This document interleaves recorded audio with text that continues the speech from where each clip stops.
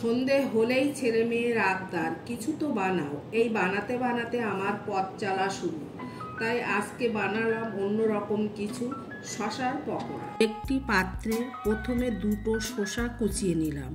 এবারে 4টে পেঁয়াজ, একটা টমেটো, 5টি কাঁচা লঙ্কা কুচিয়ে দিয়ে দিলাম।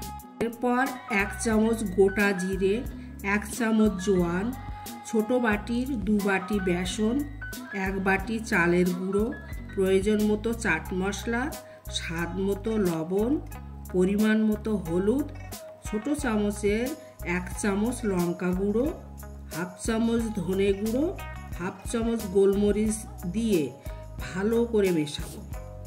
মেশানো হয়ে গেলে তাতে জল দিয়ে একটি ব্যাটার তৈরি করে নেব।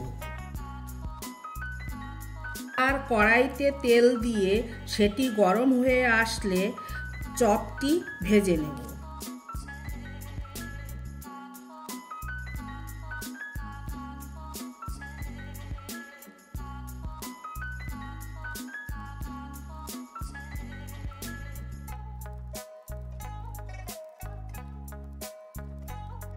বেশ গোল্ডেন ব্রাউন হয়ে আসলে চপগুলো তুলে নেব।